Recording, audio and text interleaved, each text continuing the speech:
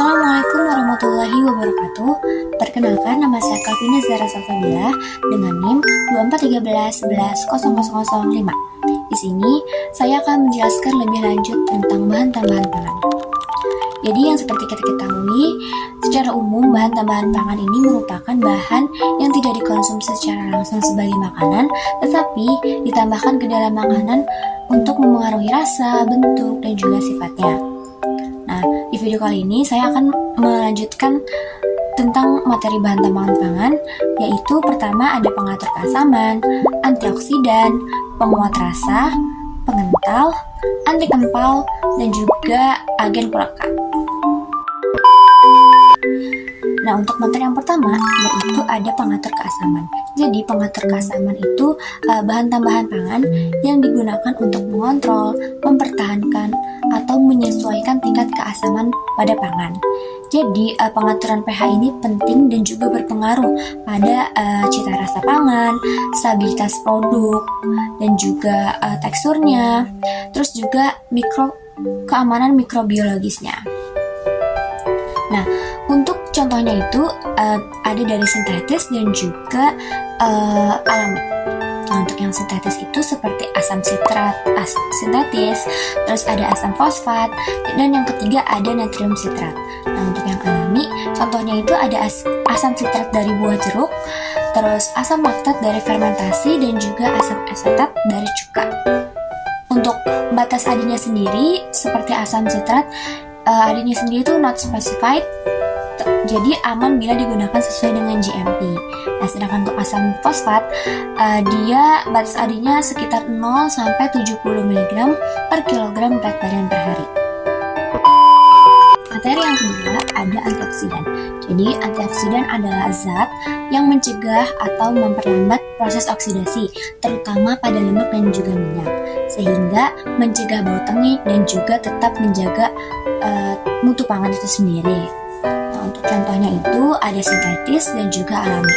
Yang sintetis itu seperti BHA, BHT, dan juga TBHQ. Sedangkan untuk yang alami ada asam ascorbat, tocoferol, vitamin E, dan yang ketiga ada ekstrak rosemary.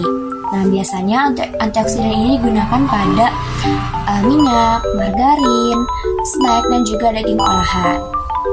Untuk batas adinya sendiri, BHA itu sekitar 0 sampai 0,5 mg per kilogram berat badan per hari. Sedangkan untuk BHT sekitar 0 sampai 0,3 mg per kilogram berat badan per hari. Sedangkan untuk asam ascorbat not specified. Yang ketiga ada penguat rasa.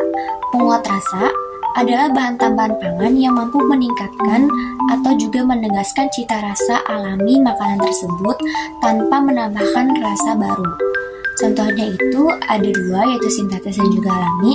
Yang sintetis itu seperti MSG, natrium inosinat, dinatrium guanilat. Sedangkan untuk yang alami ada efekradi, kaldu jamur, dan juga hidrosilat protein nabati.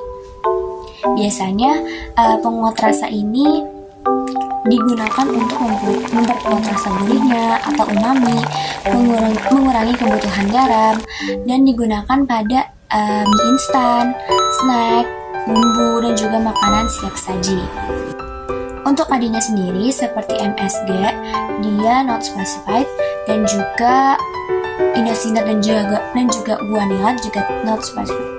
Tapi kalau misalnya MSG aman dikonsumsi sesuai dengan GMP. Yang keempat ada pengental. Pengental ini merupakan bahan tambahan pangan yang digunakan untuk meningkatkan viskositas atau kekentalan pada produk pangan tanpa mengubah rasa yang signifikan. Biasanya digunakan pada produk pangan seperti saus, puding, dan juga es krim. Fungsinya juga tentunya untuk memberikan tekstur kental dan juga stabil, dan juga mencegah pemisahan fase. Nah, contohnya itu yang sintesis seperti CMC atau karboksimetil selusa, dan juga yang alami itu contohnya seperti pati, agar, pektin, dan juga santina. Untuk adinya sendiri itu not specified.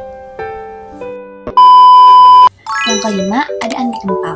Anti kempal merupakan bahan tambahan pangan yang digunakan untuk mencegah penggumpalan pada produk berbentuk bubuk ataupun granul. Nah, biasanya hal ini terjadi karena kelembapan. Contohnya itu yang sintetis itu seperti kalsium silikat dan juga silikon dioksida. Yang alami seperti magnesium karbonat dan pati. Biasanya digunakan pada produk garam, susu, dan juga bumbu instan. Untuk batas adanya sendiri, not specified. Yang keenam, ada agen pelekat. Agen pelekat merupakan bahan tambahan pangan yang mampu mengikat komponen bahan tersebut agar tetap menyatu dan tidak mudah hancur. Biasanya digunakan pada produk pangan seperti bakso, nugget, dan juga produk daging olahan lainnya. Untuk contohnya sendiri pada sintesis ada polifosfat dengan ADI 0 sampai 70 mg per kilogram berat badan per hari. Sedangkan untuk contoh alaminya seperti pati, gelatin, dan juga putih telur. Baik, sekian penjelasan bahan tambahan pangan dari saya tentang pengatur keasaman, antioksidan, penguat rasa, pengental, anti kempal, dan juga agen pelekat. Terima kasih. Assalamualaikum warahmatullahi wabarakatuh.